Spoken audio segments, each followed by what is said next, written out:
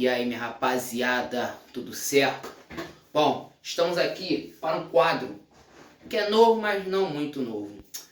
Eu venho falar hoje sobre o resumo da rodada dos times cariocas na 24ª rodada do Campeonato Brasileiro Série A.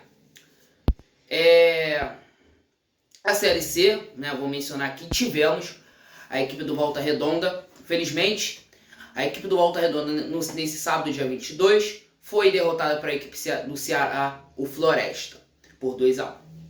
A equipe do Volta Redonda está atualmente, faltando uma rodada para encerrar o campeonato, na 16ª posição e sem chance de classificação para o mata-mata. Então, teremos mais um ano aí a equipe da região metropolitana carioca, o Volta Redonda, disputando a Série C no ano de 2027. Agora vamos falar do time da Série A, vem comigo. Esse quadro agora vai se chamar Termômetro Carioca, tá? Então, só para vocês já ficarem antenados. Vamos começar com o sábado. O sábado tivemos 2 jogos, tá? Nesse sábado. Tivemos às 4 horas da tarde, Fluminense e Remo. E ali por volta das 9 horas, tivemos Cruzeiro e Flamengo mais uma vez. Vamos lá. Primeiro tempo, o Fluminense e Remo. Vou falar primeiro. O jogo foi uma pressão no início do Fluminense que me interessou bastante. A equipe vem diferente, vem relaxada, leve e suave. É uma equipe que está se capacitando a cada jogo após a saída do Beldia. E o Fluminense, cara, num erro proposital de contra-ataque, o Fluminense toma um gol de bola aérea ou contra-ataque. O gol acontece nesse seguinte lance aqui, ó. A jogada bem trabalhada, um ponto.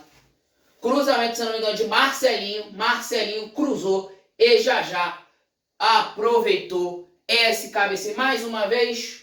Não, já está aqui. Já Silva, que é um dos artilheiros da temporada da equipe do Remo.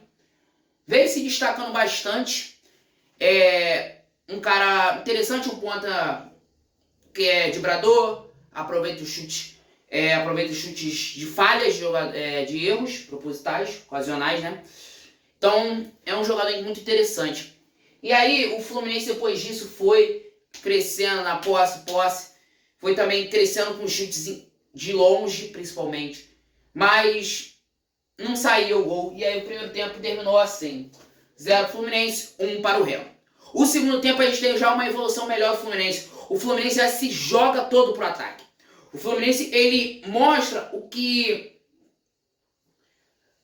teve na mudança. Já o Remo, vamos falar um pouco do Remo, porque o Remo, nesse segundo tempo, após muita pressão da equipe tricolor, ele fica meio perdido. Ele fica perdido. O Remo, quando cria pouco, ele cria uma outra chance com o cruzamento de Marcelinho para F. Manga. Teve uma chance perigosa também com o Leonel Pico na reta final, mas não cria chances assim mais perigosas. O Fluminense, no primeiro tempo, finalizou, mas com o segundo, finalizou mais e deu no final 22 finalizações contra 7 do Remo, no total. Não estou falando de chutes a gol, estou falando de finalizações. 22 contra 7. Então, assim, o Fluminense, no segundo tempo, finalizou, foi 14, se eu não me engano. No primeiro tempo, finalizou menos. Mas o Fluminense se propôs taticamente a jogar com a pressão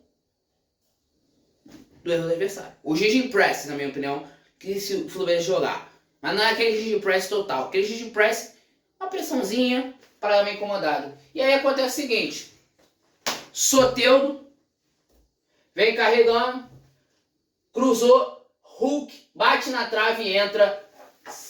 Marcelo Rangel fica sem acreditar.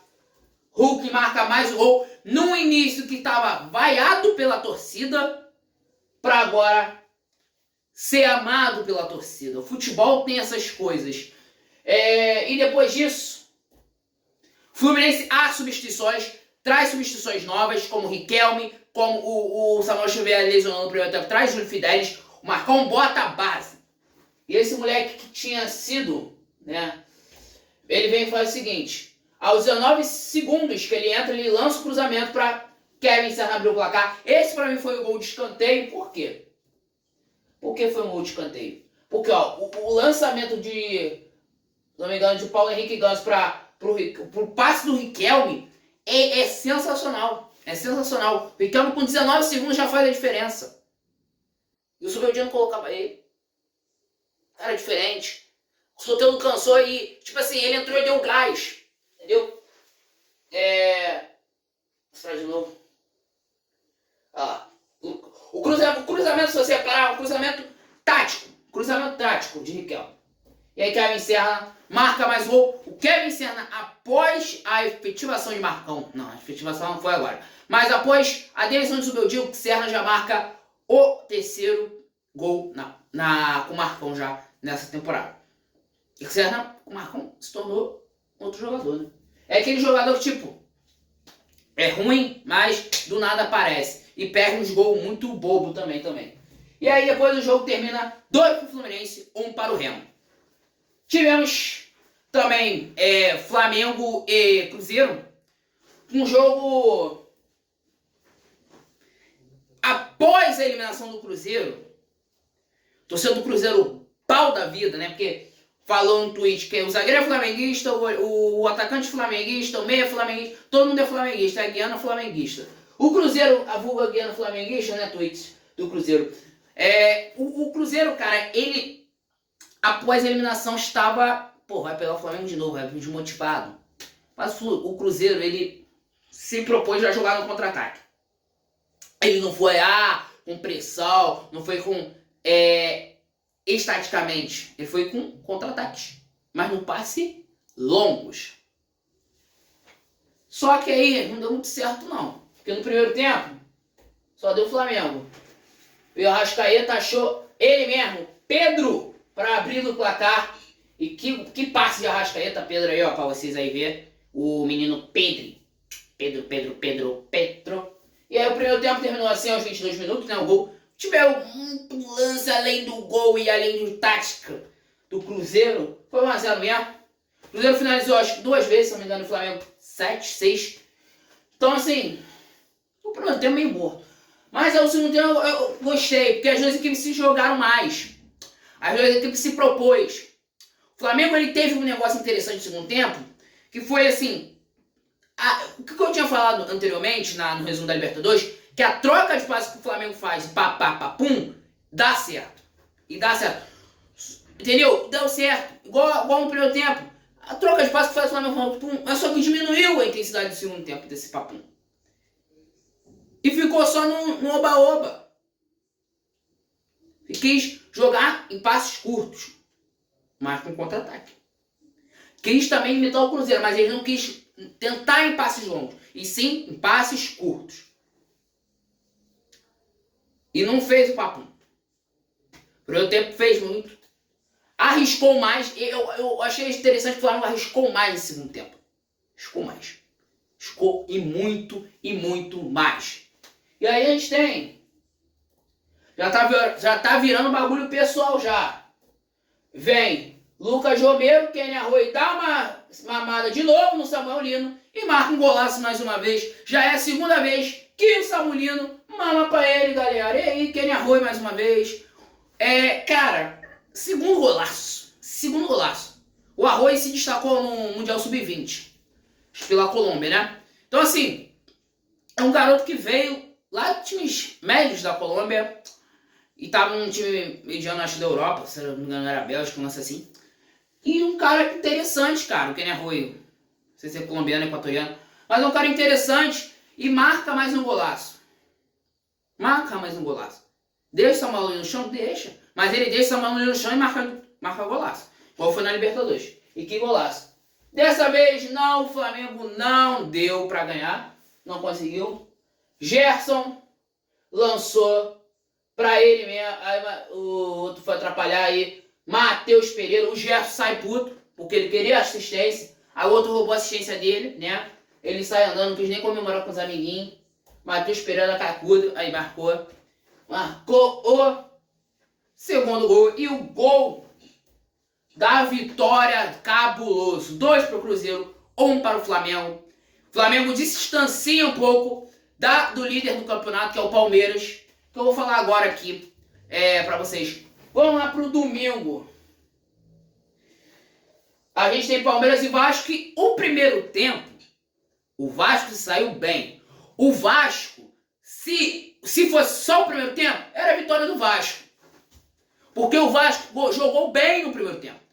Propôs o jogo, tocou a bola, chutou chances, teve divididas também com a equipe do Palmeiras. O Vasco, se fosse só tirar o primeiro tempo, ia só Vasco, era a vitória do Vasco na certa, gente. O Palmeiras fez no primeiro tempo xoxo. O Palmeiras fez no primeiro tempo bem abaixo do que o Palmeiras. E aí vem o segundo tempo, parece que o Vasco dormiu em campo. Giais, se não me engano, vem uma Alan ali e Flaco Lopes manda uma bomba. E que golaço do grande Flaco Lopes. Mais uma vez está aqui, mais uma vez, porque no resumo já estava e agora aqui no Termômetro Carioca. Que jogador Flaco Lopes, sem apresentações. E outros destaques também que eu venho destacar aqui, do Palmeiras que jogaram bem. Alan, entendeu? O Arias não jogou muito não, mas assim, deu passe no final. Destaques também do Fluminense também, do Soteldo, do Purriquel, lá ele. Do Flamengo também, o Gerson do Cruzeiro também deu destaque. O Lucas Romero participou bem na partida de sábado também. Mas vamos focar aqui no Palmeiras. Cara, o Flaco, ele... Não sei como ele ainda não foi pra Europa, cara.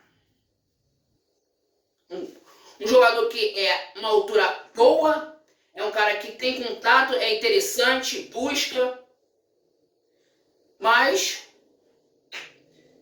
ainda não foi pra Europa, cara. Por incrível que pareça, o Palmeiras eu tô gostando, o Palmeiras tá segurando um grande jogador como José Emanuel Lopes, mais conhecido como Flaco Lopes.